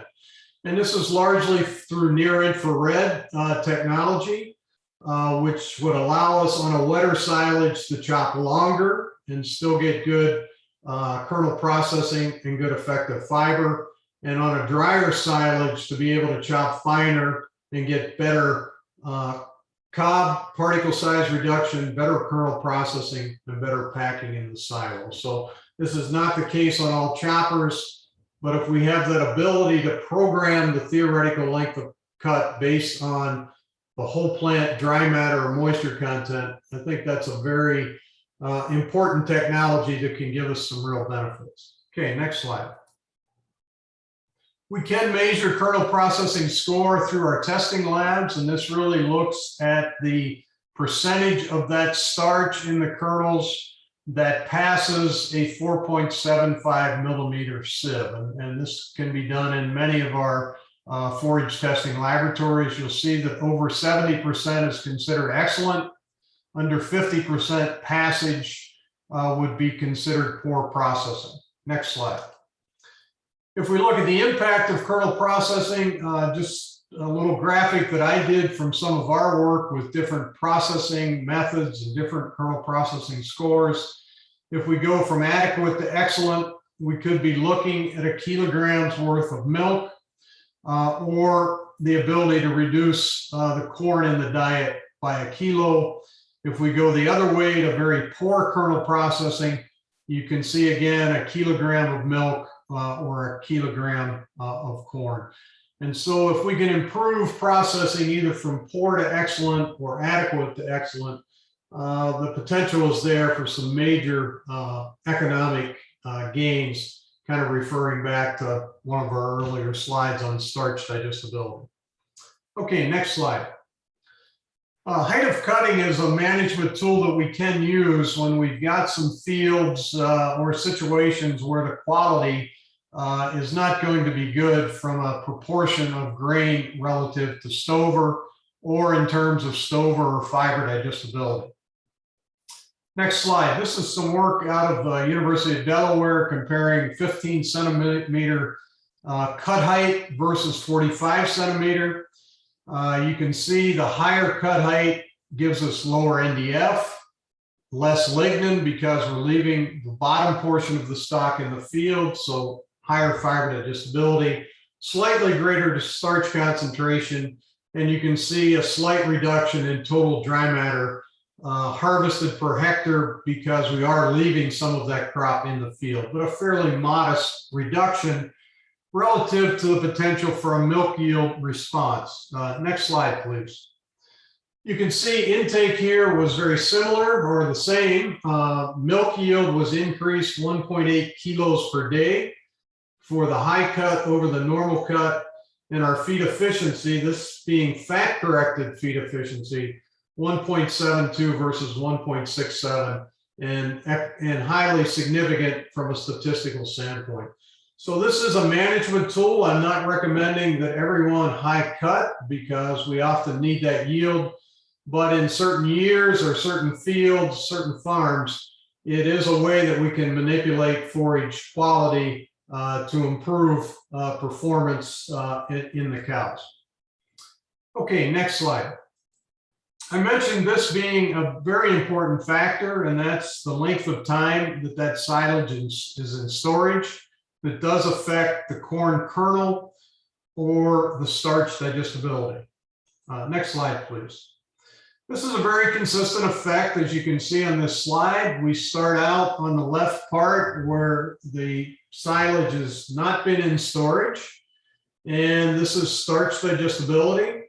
As we come out to 2 months in storage, you see an increase. As you come up to 120 days or 4 months in storage, again, it continues to increase. And then it starts to level off. And many of our farms here in the US and certainly in the Midwest are trying to maintain adequate carryover so that they can allow that silage to sit in the silo or pickle for about 4 months before they start feeding. They feel that maybe doesn't give maximum starch digestibility when they start feeding, but it certainly enhances it over having to feed within the first few weeks or the first month of putting it into storage. And this would really happen for any starch containing silage, whether it's corn silage or sorghum. There is an effect of the silage fermentation on digestion of starch. This doesn't accrue in terms of fiber digestibility, but it does in terms of starch digestibility. Okay, next slide. Just a few comments on fermentation profile. What's kind of the end result of some of these factors we've been talking about? So next slide. And this really looks at this whole plant dry matter, and we talked about how that affects starch concentration. We talked about that, how that might affect performance, but it also affects what happens in the silo. And we can see on a very wet silage on the left-hand part of the slide, under 30% whole plant dry matter, we get a very low pH, the blue graphic, and we get a lot of volatile fatty acids or total acids, the green graphic. As we move out to about that 35% dry matter target, we'll see now pH, total acidity, is a little more moderate, a little more conducive to high intake, but still very well preserved. And then as we go to that very dry silage, 40% dry matter or greater, now you see that pH gets higher. You'll see total acids becomes lower, and we start to have potentially some challenges on the fermentation side and dry matter loss. Again, more information on why we still tend to target that mid-range, mid-30s on whole plant dry matter. Next slide, please. Want to shift gears for the remainder of my talk to some other forages and focus now on the hay crop silages. And again, we're focused here, next slide, primarily on these NDF parameters, where we'd like to see NDF and lignin and undigestibility lower, NDF digestibility higher from a fill effect standpoint. Now we're not looking at starch, but we're looking at sugars, pectin, soluble fibers. We'd like to see non-fiber carbohydrate higher, again, because it increases the energy density. We'd like to see protein content higher because it reduces supplemental protein. Ash, we're certainly going to have more ash in our high quality forages, but we want to make sure we're not seeing soil contamination, which can tend to dilute our energy density. And then our indexes here are not milk per ton, but they're more in the area of relative feed value or relative forage quality, which again, we'd like to see higher. Okay, next slide. Again, just looking at those parameters through our testing labs, what do we classify as high quality legume from this standpoint? So alfalfa or red clover, you'll see that one standard deviation below the average would be 30% NDF, very similar to high quality corn silage. We'll see the NDF digestibility, one standard deviation above the average being 57%, so very similar to a good quality corn silage. And if we look at crude protein, we'll see one standard deviation above the average is 24%.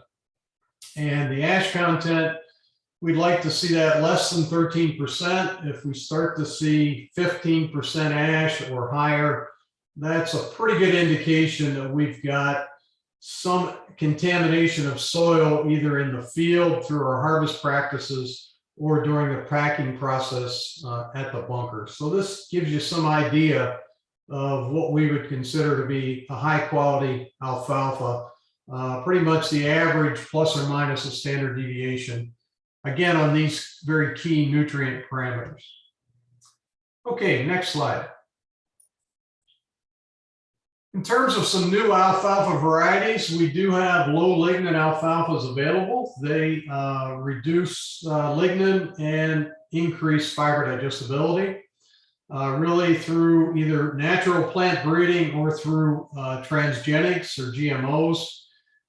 We can see with the transgenics up to a 15% reduction in lignin and up to a 15% increase in fiber digestibility. And so this has been an important new technology, certainly here throughout the United States and in the Midwest for the alfalfa production, trying to improve fiber digestion through the varieties that we're growing and with a focus on reducing lignin content. Okay, next slide.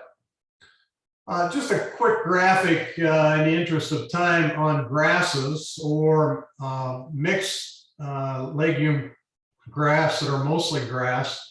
And we'll see that on NDF, we can see quality down to 50%, 48 to 50% NDF. Fiber digestibility can be a bit higher because we have less lignin than what we see in legume, and so above 60%. And we can see protein here up to 18% in some of these high quality grasses. And we're certainly seeing an emphasis in grass varietal selection and an emphasis on quality of grasses to, again, minimize the total NDF and improve protein content and overall digestibility. Okay, next slide. In terms of, I mentioned there is, I think, more selection on grass from a varietal standpoint here in the US, and some of those focal points have been on reducing the NDF to get it more in line with some of our alfalfa in terms of total NDF content, to reduce the fill limitation, improve rate of passage and improve performance, reducing the maturity decline once we head that grass out, and also in areas where we do some interseeding of grasses with legumes, trying to get that maturity to time up closer so that the optimum quality of the grass is closer to the optimum quality of the alfalfa. And there's been a lot of good work out of the state of New York and Cornell University looking at fescues and a variety of grasses to try to improve grass quality for our dairy diets. Okay, just a few more concepts to finish up, and then hopefully we'll have some time for questions. But we always, I think, need to be aware of and keep in focus the importance of this yield versus quality trade-off, or quality versus quantity. And we've had a lot of emphasis here on high quality, but we also need a lot of inventory to feed our dairy herds, particularly on higher forage type diets.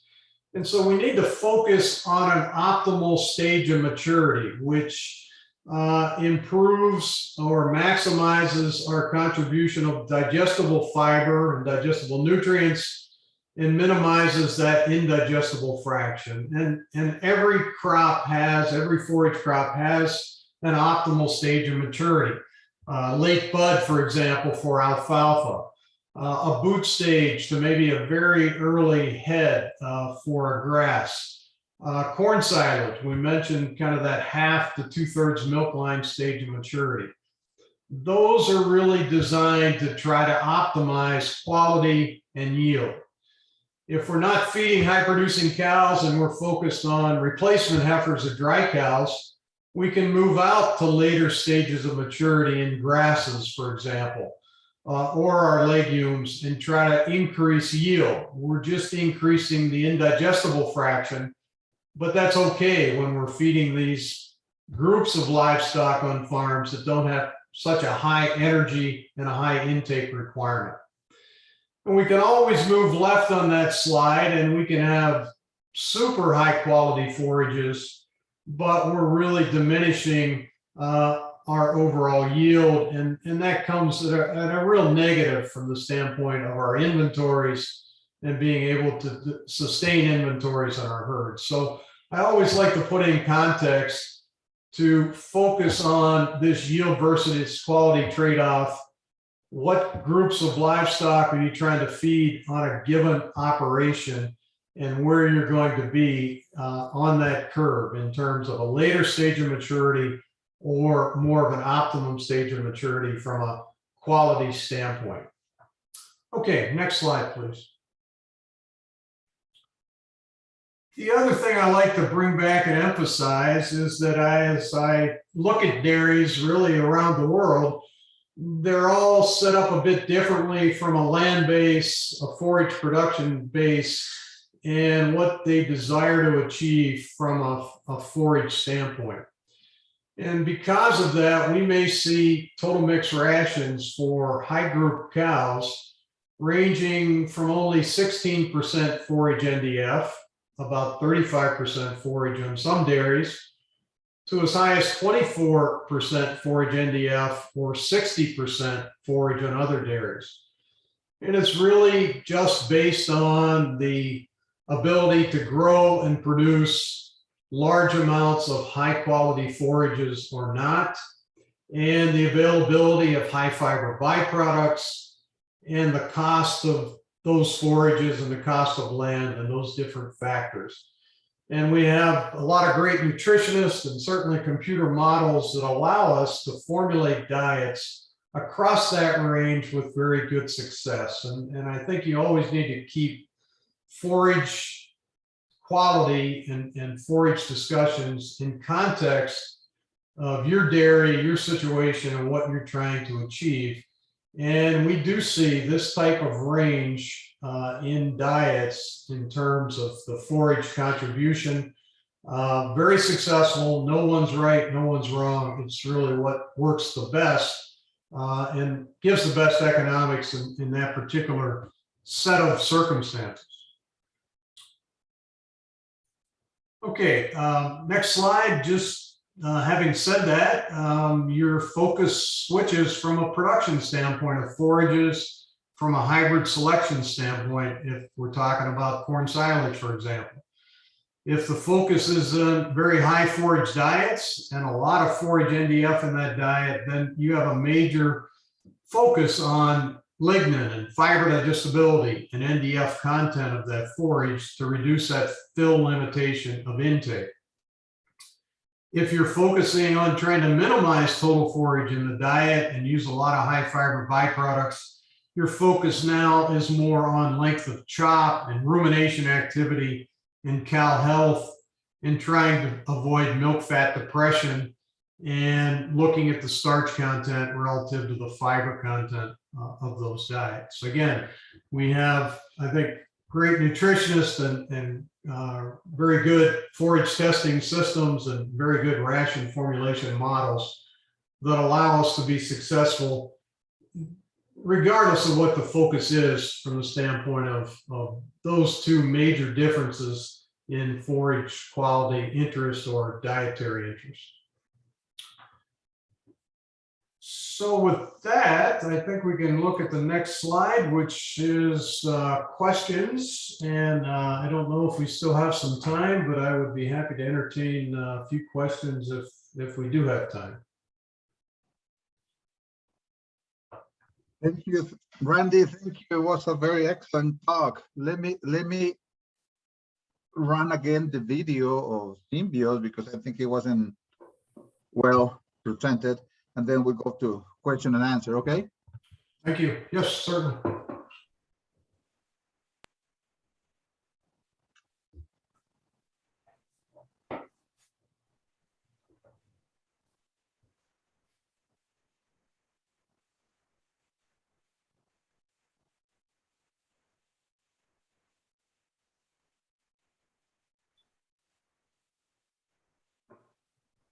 No tiene sonido, Omar.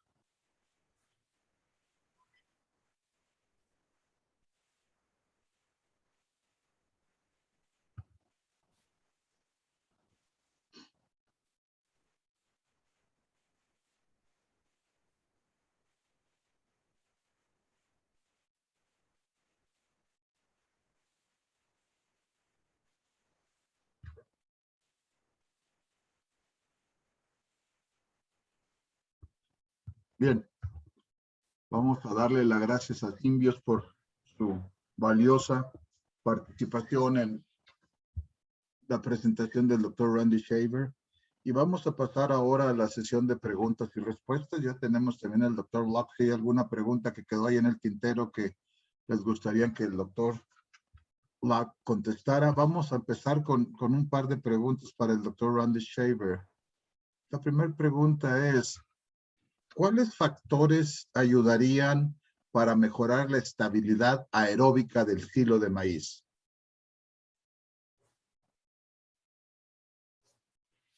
Okay, yeah, the question related to aerobic stability, great question. Before I get into that, I wanted to thank the conference for having me today and also the sponsors. I really appreciate it. And as I was telling Dr. Vega earlier, we nearly had our first frost here in Wisconsin this morning. So I'm sure it's a lot warmer there in Mexico. And I wish I could be there with you, actually. In terms of aerobic stability, the important factors, certainly moisture content. If you're very wet on your silage, very high moisture content, and believe it or not, you may have a lot of lactic acid, you may have a very low pH. That silage often also will have a lot of sugars and can have a very high yeast content. And so that tends to be a pretty unstable silage. So very high moisture content, very immature silage tends to be less aerobically stable. Then certainly packing, once we get into that kind of targeted moisture content, packing is crucial, packing density. Covering the silo to prevent exposure of that surface as much as we can, and penetration of oxygen down into that surface, into the mass. And then it's really feed out rate, the sizing of that face that you have exposed relative to the amount that you're feeding, how much you're able to take off that face. And then finally, I guess, and I think very importantly, is the silage inoculant. The focus for our grain-containing silages over the past 10 or 15 years has really shifted from just trying to lower pH and increase acidity, but using more of the Lactobacillus buchneri type inoculants that increase acetic acid, which gives us more of a preservative effect. And certainly in high moisture corn and corn silage, we do see that benefit in aerobic stability, very well researched. And I would say many of the products that I see here in the United States are what we call a dual stage inoculant. They will have some Lactobacillus plantarum or strep facium to very quickly increase lactic acid and lower pH to give us that front end fermentation effect. But then also a portion of that inoculant would be the Lactobacillus buchneri, which allows a little bit later on for acetic acid to increase, which gives us that what I call back end or feed out effect on aerobic stability. So those would be the primary factors that I would tend to consider from that question. Bien, una segunda pregunta. Si nosotros tenemos que usar un silo de maíz con menos de 20 días de fermentado y lo cambiamos al 100%, ¿qué esperamos en la producción de leche? Well, your main effect there, and you know, to change lactic acid and pH and have that silage stable, you're really looking at 2 to 4 weeks. And so I would hope that we don't have to feed it fresh out of the field. Allow those sugars to be converted to lactic acid and allow that pH to drop and allow that material to stabilize in 2 to 4 weeks. After that, what we're looking at is starch digestibility effects. And many times as you look at the literature on starch digestibility, it's really somewhere in that 1 to 1.5 kilos per cow per day effect. And it's very hard to adjust for that in that unfermented material with processing or fine chopping. And it just seems that many of our producers, if they can, it's difficult to do when you have a low yield due to drought or some of those situations. But if they can manage their carryover, like to have 3 to 4 months of carryover to try to compensate for that and avoid giving up that 1 to 1.5 kilos of milk per cow per day.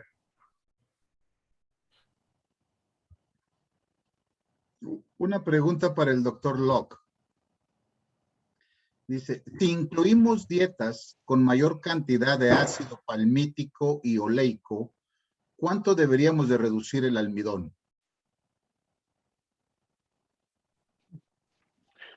That's a good question. I would say we've never done that. We've never reduced starch. I don't see any reason why I would.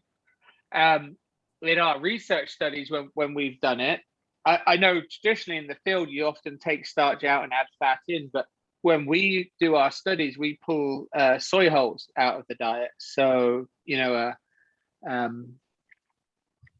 a byproduct, a fibrous byproduct source, we take that out of the diet. We think it's, because we're specifically trying to focus on the effect of the fat. Unless you were running at a very, very, high risk diet, I don't see any reason why I would have to pull starch out to put fat in the diet.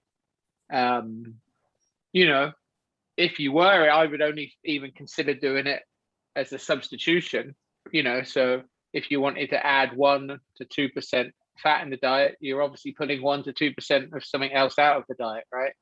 It doesn't have to be just one ingredient, but we've normally done it. We've normally taken soy hulls out of the diet. So you certainly don't have to take starch out of the diet. And, we've done that when in Michigan here, we run 28, 29% starch diets routinely, some are up 30%. So, with a mixture of high moisture and dry ground corn. So you certainly don't have to pull starch out of the diet when adding fats in. Bien, Omar, pasemos a la diapositiva de nuestros patrocinadores, por favor.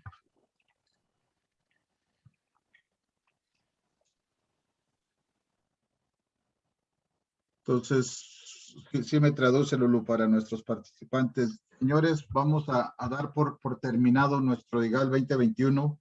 Agradecemos enormemente a nuestros patrocinadores que están aquí en esta pantalla, todo el apoyo que nos dieron para hacer posible llegar 2021 DIGAL a ustedes prácticamente sin ningún costo, salvo el costo que ellos tuvieron que poner para que se realizara la presentación, y nuestros últimos conferencistas, un excelente trabajo tanto del doctor Randy Shaver como del doctor Adam Locke, y no nos queda más que decirles gracias por su participación. Nos vemos nuevamente en el 2022, ojalá ya sea un ciclo de conferencias presencial, y esperamos nuevamente contar con un grupo de participantes de primer nivel como los que tuvimos en esta sesión del 2021. Gracias y les deseamos la mejor de las suertes en lo que queda del 2021 y todos los éxitos para el 2022. De parte de DIGAL, Comité DIGAL, les damos las gracias y esperamos verlos nuevamente el año próximo. Thank you. Dr. Randy Shaver, thank you a lot, and Dr. Locke, thank you a lot. It was a pleasure having you guys both here. And Thank you, Roberto. Giving that excellent talk. But let me tell you something. Next year you're going to be here. Yeah, looking forward to it. At the least, both of you guys. I promise. Okay. All right. I'll Sounds hold you good. to that. Take good care. Bye. Bye-bye. Thank you. Take care. Take See you, care, Randy. Al. Bye bye. Yeah, Bye bye. Take care.